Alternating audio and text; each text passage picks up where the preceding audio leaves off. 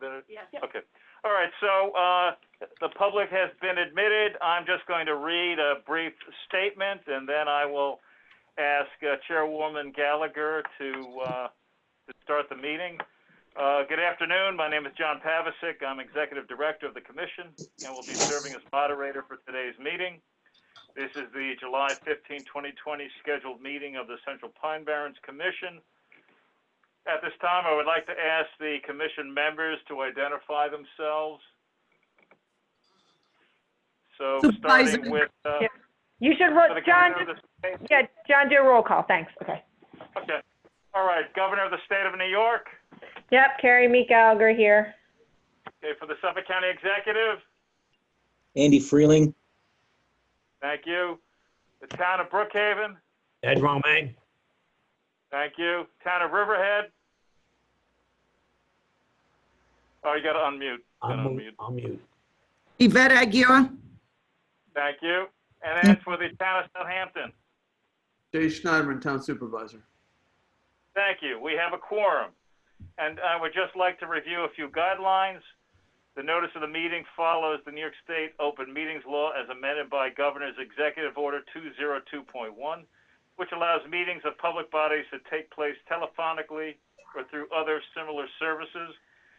Please note that in regard to public participation, members of the public are able to listen to and view the meeting. However, the public's microphones will be muted and video feeds disabled for the entirety of the meeting. The public has been provided an opportunity to submit comments via email or U.S. mail both prior to and during the meeting. Public comments received by 12 noon today will be read during the initial public comment section of the meeting. And the public may also submit comments during the meeting via info@pb.state.ny.us.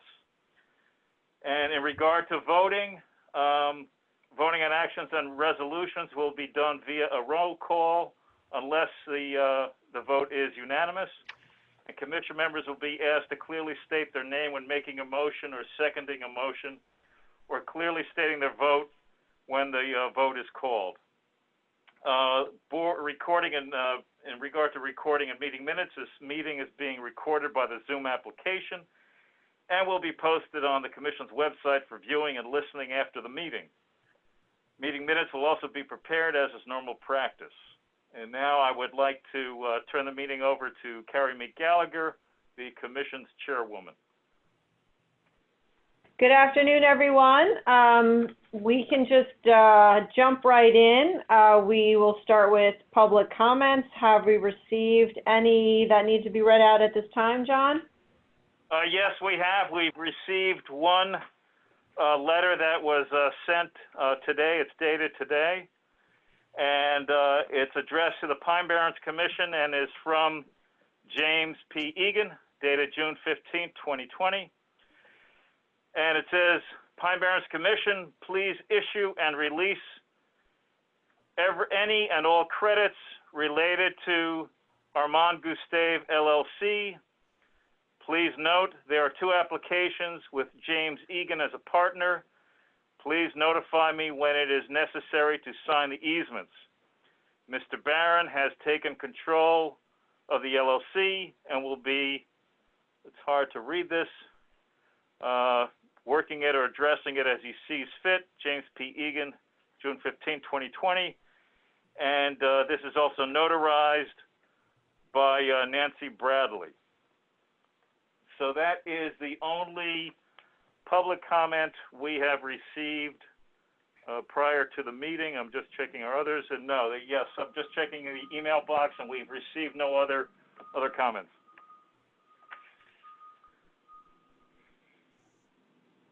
Okay, so we'll look again at the end of the meeting and see if anything's come in by then.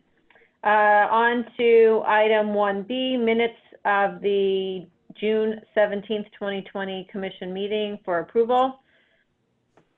Ed Romaine, make a motion to approve the minutes as submitted for the June 17th meeting. Okay, is there a second? No, I'll second. Okay, great. Is that unanimous? Yes. Great. Easier to go that way. Okay, minutes are approved. We'll jump to item 1C, Commission Insurance Policy Renewal. John, you going to walk us through this? Yes, so the commission members have been provided with the backup information and a draft resolution. This is for the annual renewal of the commission's major insurance policies, including general liability and umbrella liability. The policies expire on August 9th, prior to the August commission meeting. The backup information indicates what the premium is similar to what has been charged in the past, and the other attributes of the policies are also similar to the ones. There's a draft resolution for your consideration, and I would ask you to please consider that. Ed Romaine, I make a motion to approve the draft resolution for the renewal of our insurance policies. And I'll second it. Great. Is it unanimous? Sounds like it. I hear no dissent. Excellent. Let's move on. Item 1D, commission budget for fiscal year 2020-2021. John, take it away. Thank you very much. So again, as I've mentioned previously, we are the newest fiscal year of state fiscal year of April 1st, 2020 to March 31st, 2021. And the July meeting is usually the latest meeting that the commission considers and adopts its budget for the year. And this budget pertains to the commission's allocations received through the State Environmental Protection Fund. The difference this year is that we have not received specific information regarding the commission's allocation or budget thus far from the state because of the impacts, the fiscal impacts of COVID-19, and that's created a rather fluid situation. But we want to be prepared once the state is ready to move ahead with processing fiscal matters and issues. So we presented a budget based on the best information we have in regard to the commission's current allocations, including rollovers from prior reappropriations. And the one change from prior authorizing resolutions is that there is a paragraph in the resolve clause that would authorize me as the executive director to make changes subsequent to the commission's approval today if we learn from the state that there have been changes to the commission's allocation, such as a reduction in the commission's annual allocation and budget. And that would allow us to move quickly without having to wait a month for potentially for another commission meeting. So there's a draft resolution for your consideration, and I would ask you for your review and consideration of that. Commission member Ed Romaine, I make a motion to approve the draft resolution to approve our budget for the fiscal year 2020 to 2021. Great. second. Is there a second? Okay, so is that Jay? Yeah. Great. Is it unanimous? Wonderful. Move on to agenda item 2, science and stewardship. We're getting updates from Melissa and then Polly. Melissa? Yes, thank you. Unmute. So due to COVID and schools closing early and focusing on finals, students did not have any opportunities for programming, although I am doing programming at various camps throughout the summer in addition to ours. So as you know, Barrens to Big Camp was canceled. All 120 registrants have been issued refunds. Although it's canceled, we are continuing that through a Zoom program every Friday at 11 a.m. at various locations. Why is Zoom? It is interactive, which has really been beneficial to me and the campers, and it's recordable. So we're able to record where we are and the interaction with the students.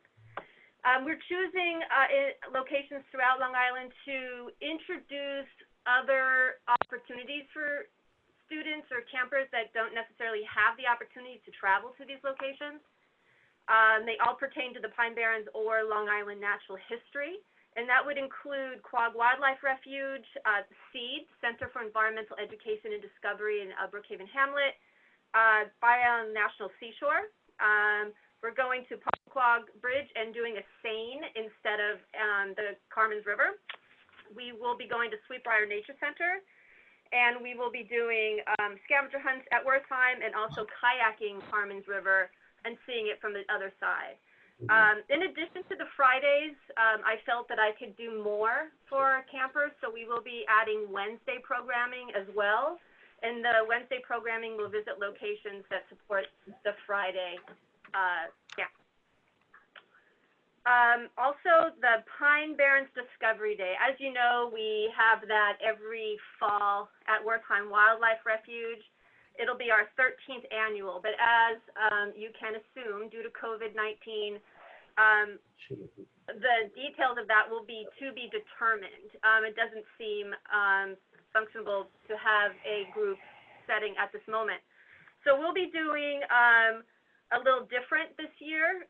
We will be brainstorming ways in which we could still encourage those to get out into the Pine Barrens to celebrate them. We're looking right now at possible hikes throughout that day, keeping the attendance to a minimum at several locations, or providing them activities that they could do on their own in various locations. As far as our partnerships, I was proud to be asked to be part of a planning panel for the Science Education Center that's being developed at Discovery Park at Brookhaven National Lab. This will help the Pine Barrens Commission create and influence what the center will become, and working with schools and teachers across Long Island. And as far as Discovery Day, we are moving forward as we will be having a normal program. Obviously, we will see as we get closer what that would mean, but we are still doing trainings over the summer for different partners and teachers, and we will continue, like I said, to develop the trainings, and they should be happening in the fall. As far as our EPA, Citizen Science Equipment Loan Program, again, fortunately, due to COVID, they canceled. EPA has withdrawn all microplastic trawl loans throughout the country due to social distancing on boats, as that would be required to utilize the trawl.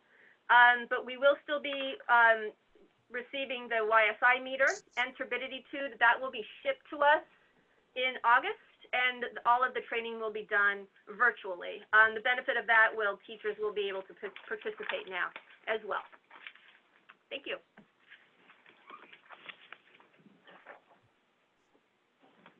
Okay, any questions for Melissa? If not, we'll move on to Polly.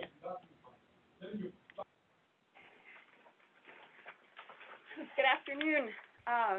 So July finds the Science and Stewardship program in the thick of field season. We wanted to welcome, we have 3 interns that are assisting us with various components of our field work. Sabrina Cohen, Alana Falazone, and Cassidy Robinson. They are very dedicated and ambitious young women who are either just finishing school or have finished school and are putting their field skills to use, many for the first time. So we're excited to have them and mentor them. They're currently out in the field right now helping with our forest health monitoring program. Usually this program is staffed by the SULI interns through BNL, but unfortunately due to COVID, they canceled their program. And so we were able to shift a little bit of the priorities around and hire these 3 women who were supposed to be dedicated to the SULI program under the commission. And we're now seeing the oversight of doing this modified field collection. So even with the modified crew, we're looking to have a very ambitious summer with them and our ecological field specialists to collect the 48 remaining data plots to help us determine. One of the most important studies that we've done is looking at the trajectory of the Central Pine Barrens forest health over time and trying to see how it's changing and what direction is it going in order for us to help inform future management. So it's a really important study, and we've dedicated these 3 interns and the ecological field specialists, as well as Sean and my time to trying to get this work completed. And they're being headed up by Joanna Lubson, who is a doctoral research student from ESF. So it's an example of the MOU that you signed into place last meeting as taking immediate action to work cooperatively with BNL and ESF. So we're also in the thick of planning and prepping for the implementation of the prescribed fire program. Bob has been very diligent in finalizing the first draft of the prescribed fire management plan, which we're reviewing internally, and we'll be finalizing to then put out to the commission for their review and the partners that it would be relevant for review. Bob has also been working on finalizing a burn plan for the South Currents Field area in the Rocky Point Pine Barrens State Preserve. That would be 121 acres that would be planned for prescribed fire and receiving treatment in the more immediate future. We're taking advantage of our prioritization to develop these burn plans in areas where the DEC has proactively done mechanical treatment in the forest to help improve forest health and southern pine beetle resiliency. And so since these have been already mechanically treated forests, we're looking to go in and do prescribed fire on them so that we can conduct them in the most economic and safe way possible, reflective of the money that we've been allocated from the state. And then Sean and Bob have also moved to start planning in the David Sarnoff Preserve. There was a hazard map of all the cables that were left in place after the RCA tower was removed, and any other hazards, concrete and things like that, that we'd want to be cognizant of in doing any field operations out there. And they both have been out in the field doing vegetation inventories for fire behavior and fuel modeling as well. So the fire program continues to move forward. We finalized an draft MOU that we've put forth to the county for science and stewardship, including being able to implement prescribed fire on the county's lands. And we continue to track the work that we're doing with both the county and the state with a priorities worksheet. Training and preparedness is a bit on hold, but we have, the commission has opened up the NIWEMA Fall Academy, which the division is very much helping to support both in the teaching component and also engaging in training for our new staff. For equipment and storage of our equipment, we are looking to purchase 2 storage containers with a roof to serve as temporary and mobile storage for the future. And we're in the process of getting quotes for that and also getting quotes for modification to upgrade those containers to store ATVs and UTVs and all the other fire equipment that we need in order to move that program forward. And also developing resolutions and obtaining quotes to purchase our chassis for our fire engine, as well as our supplemental equipment we hope to move forward in the next meeting. So forest health, good news is that we've seen a significantly reduced reduction of southern pine beetle activity. The infestations that we're seeing in the Pine Barrens are 1 or 2 trees, which means that cutting is limited to maybe 5 to 6 to 10 trees at maximum in any one hot spot. So we've been helping DECs. Right now they're in literally a one-man crew due to COVID. Chris Steigerwald, our previous intern, was picked up by the state, and so we're helping him continue those surveys and then also helping with suppression out on the landscape in the Pine Barrens. The hottest spot for southern pine beetle right now is in North Sea off Majors Path, up by the transfer station. There's a significant Pine Barrens pine oak forest that is being significantly impacted by southern pine beetle. We did just wrap up an early detection rapid response trapping study for non-native ambrosia and other bark beetles, which are similar to southern pine beetles, in an effort to have early detection of these beetles and response if we do detect them, so that we can limit the impact of their infestation much more sooner than what we were able to do with southern pine beetle.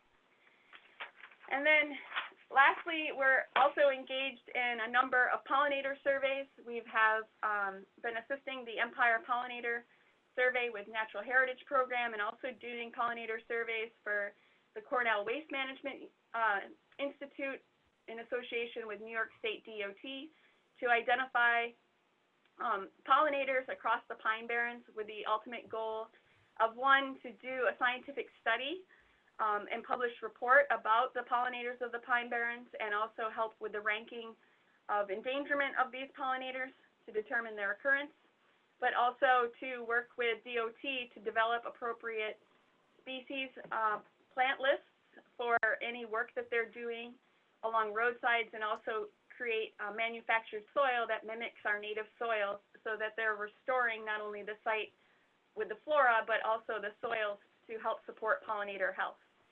So we continue to work on invasive species work and encroachment work.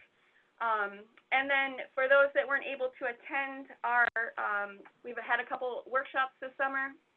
One was identifying menace to forest health, and the other was ticks on parade.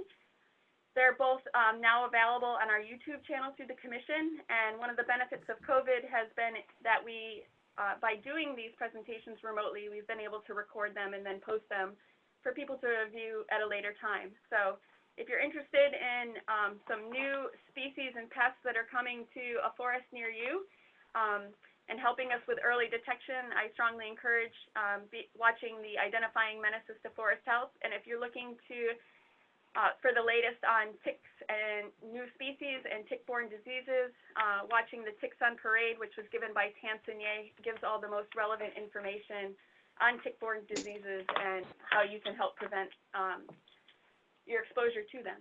So, any questions? Yeah. Okay, if there's no questions, we'll move on to agenda item 3, land use, planning and land use, and we have also 2 updates, first Tim and then Julie. So Jim Mazzio is enforcement officer, will be reporting out for compliance and enforcement. Okay. He's not on the agenda. I'm a late substitute. Uh-oh. Compliance and enforcement has been unusually busy. We're up to 44 incidents this year. To put it into perspective, in 2018 we had 52 total, and 19 we had 49 total. Been a pretty significant increase in dumping complaints. We continue to do our conservation easement inspections along with the staff. We're doing our annual water authority site visits just to check the status of the water authority sites, and as a result, we have developed 3 site encroachments that were investigated by us, the Suffolk County Sheriffs, and DEC, resulting in 2 administrative settlements and cleanups at those sites. We continue to work with state, county, and town partners on unpermitted activity. Continue to have our LEC meetings at the parks. Our camera surveillance program has been, pretty successful. We've had 20 dumping investigations. A couple investigations are still in progress, but we've had 6 apprehensions and charges from those cameras. Unfortunately, our drone training has suffered a little bit because of COVID. We haven't been able to get out and do a lot of that, but we hope to increase that activity as the year goes on. And that's pretty much it.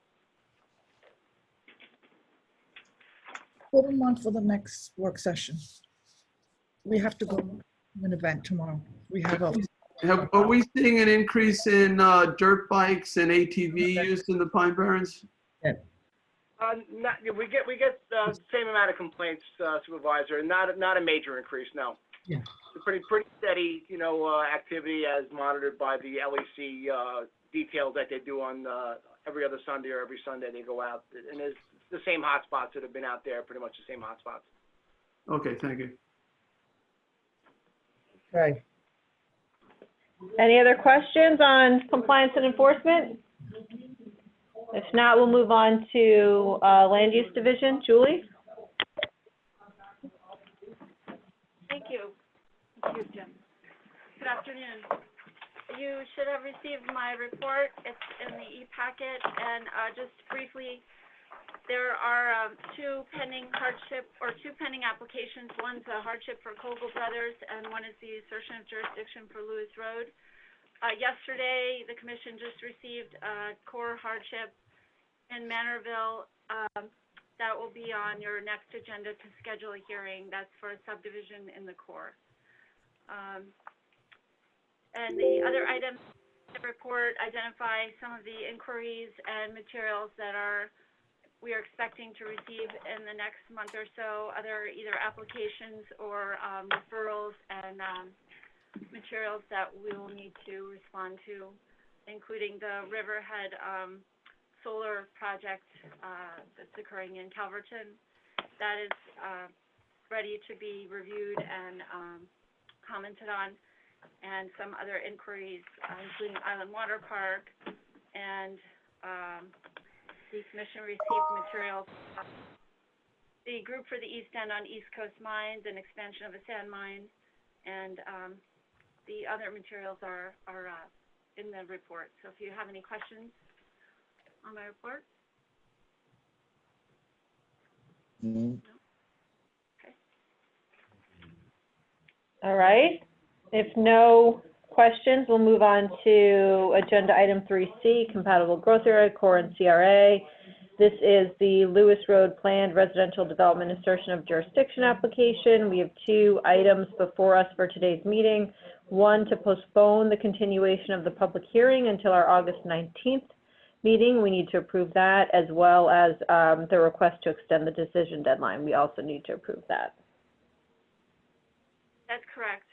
On July 1st, the commission received a submission from the applicant that included responses to the commission's June 17th letter with comments on the submission that was received on June 3rd. And this latest material included a master plan dated June 30th, 2020, and a slope analysis and plan including quantitative data on slopes on the site and disturbance, and a clearing plan and a grading plan. The current plan has been revised from the plan submitted in December, primarily to reduce impacts on unfragmented open space and to steep slopes.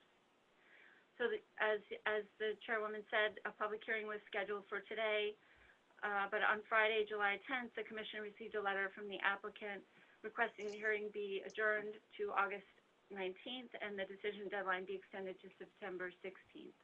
So we will need actions on those two items.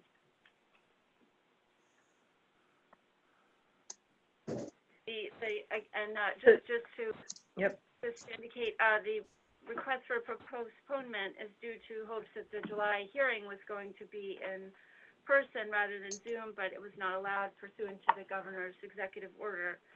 And the August meeting may also be the case, but we will be prepared to hearing by Zoom if that's going to be the case. Right. I just want to say this. I really don't want to see any more postponements. Mhm. I think we all had all the all the information we need. I understand they made this request.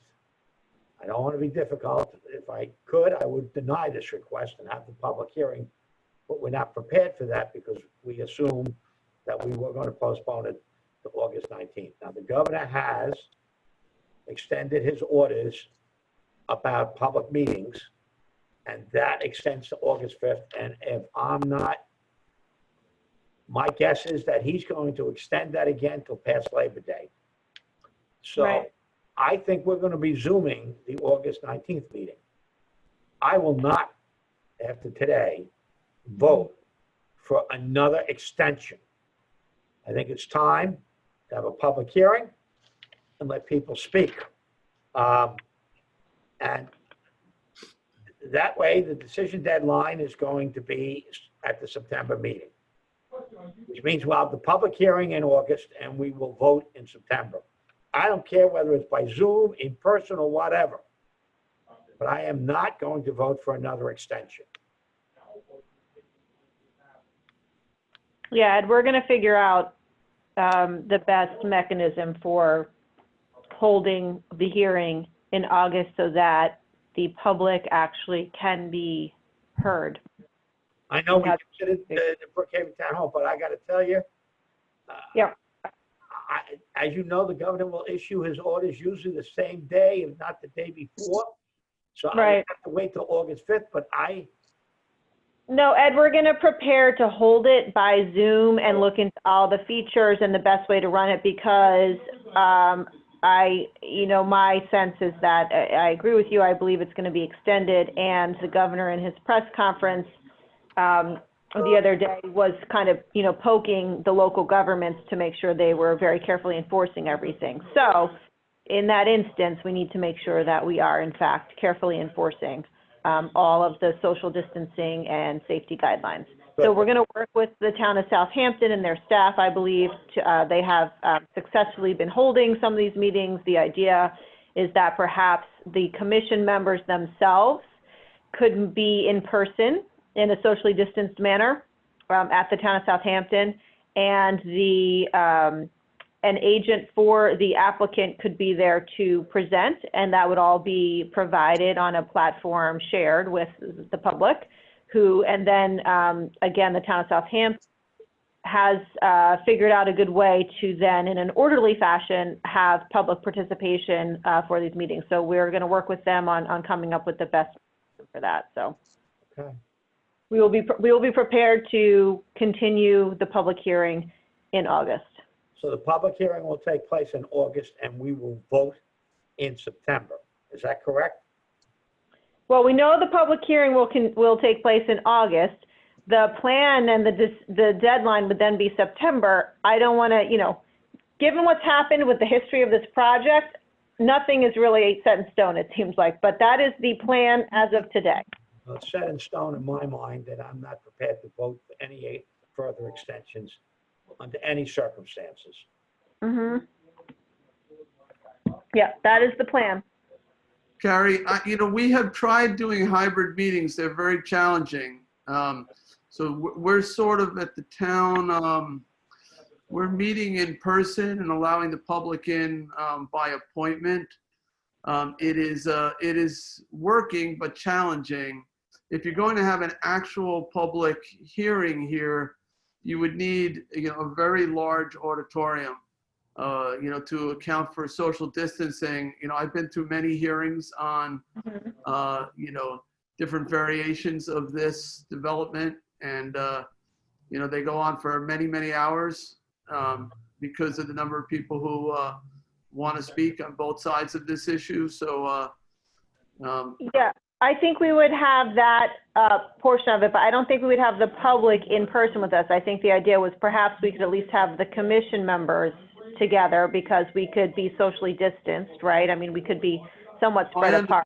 I think it's a question of just working out the technology so that when it's a particular person's time to speak, they're queued up and they can appear on some sort of screen. Somebody's going to have to be serving as an administrator and keeping people in a particular queue. I don't know how you're going to achieve that. We had troubles with that. Okay. Well, so Jay, your staff was volunteered, and it sounded like they had figured everything. But we'll talk afterwards. Why don't we talk afterwards about that? We can work out the details. That's the figure it out. Yep. Yeah, that's the goal. So we will figure out something that is better than, having to try to use the raise your hand or chat feature. That gets challenging in these meetings. But we will figure something out before so that we can have a more robust ability for the public to participate with a virtual public hearing in August. Okay.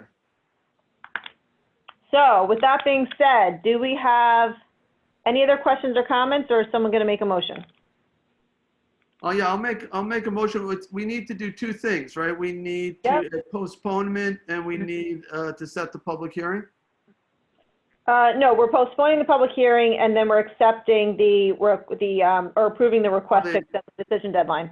The decision deadline, yes. Right. So, yes, that's the motion I'd like to make. I just need it phrased correctly. You can make it so the first motion is to postpone the first motion is to accept the decision extension. All right, I'll make a motion to accept the decision extension. All right. Is there a second? Wave your hand. Someone raise your hand. Anyone? If not, I will be the second. Okay. So we have a second from Carrie Gallagher. Yeah. All in favor, please raise your hand. Aye.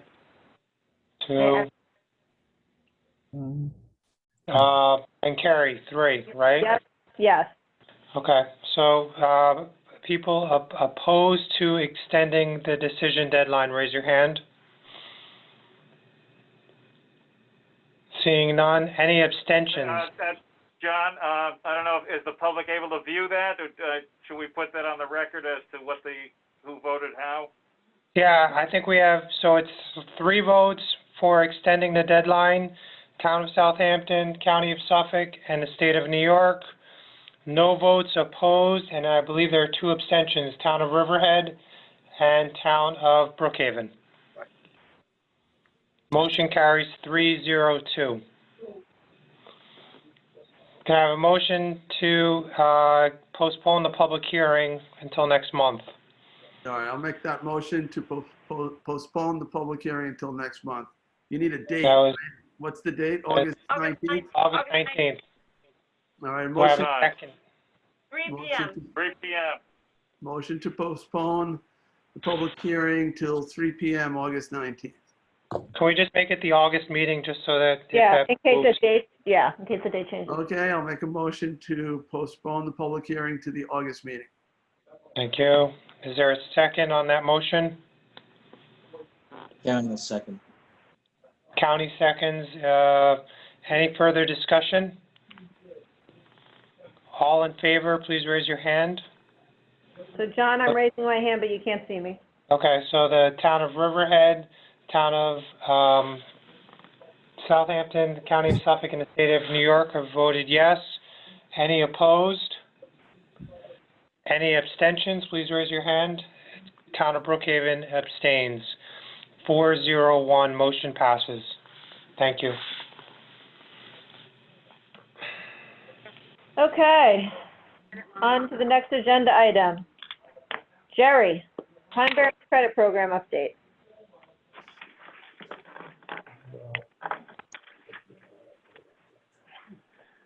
Thank you. Good afternoon. I'm going to give you a brief update on the credit program activities. We recently reached out to the potential credit owners in the town of Southampton and Riverhead. The feedback, we have received 12 letter of interpretation applications. The next reach out we're planning to do in the town of Brookhaven. The total number of letters of interpretations issued this year was 24. We had a little bit of a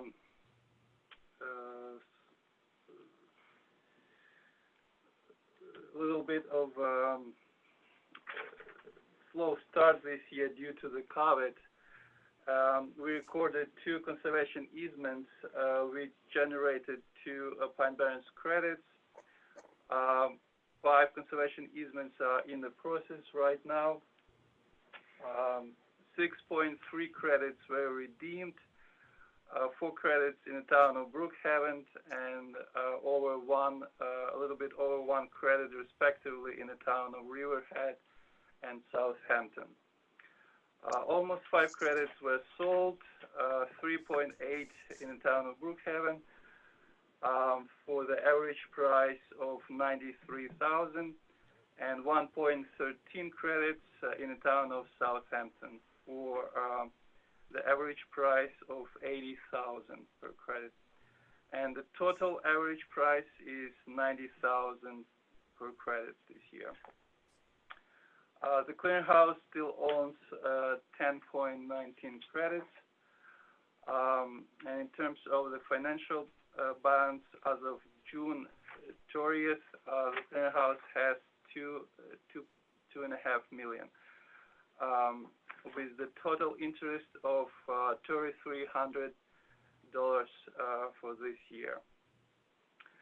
As far as easement monitoring, we inspected 52 parcels so far and installed, counting today's 5 signs, that would be up to 19 signs, and issued 2 notices of violations to the parcels with conservation easements. We also completed a new Barrens credit brochure, which outlines the whole process of obtaining credits in a concise manner, and it's pretty helpful for the general public. We included that with our solicitation letters in the town of Southampton and Riverhead, and we keep sending the brochure along with our LOI letters to the LOI applicants. Also, the brochure is available on our website. Thank you. That's all. If you have any questions. Any questions for Jerry?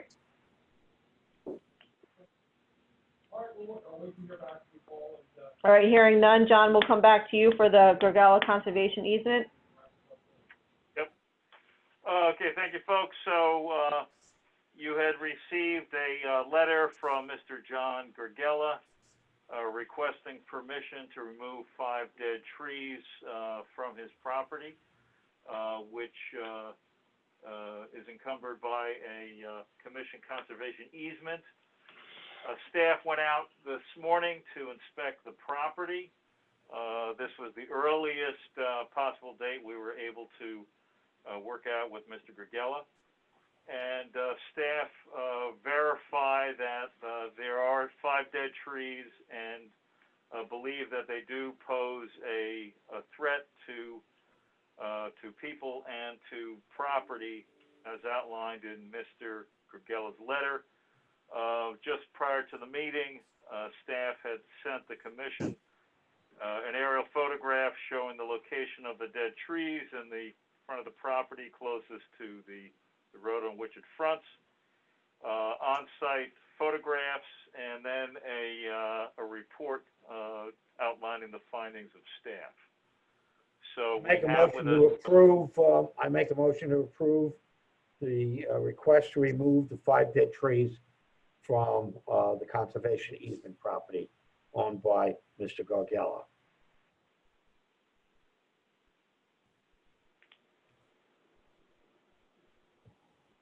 I'll second it if we want to have more discussion. Well, you could second and then we can have more discussion before the vote, right? So are there questions before, comments before we take a vote?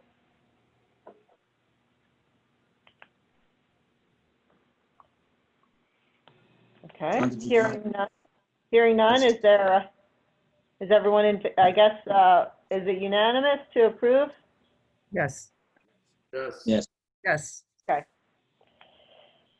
Good, that is approved. On to the last public comment portion. John, did we receive any more comments during the course of the meeting today? No further comments. Okay. And the public hearing is adjourned. Is there anything else that I'm missing on the agenda? No, that's it, right? Yes.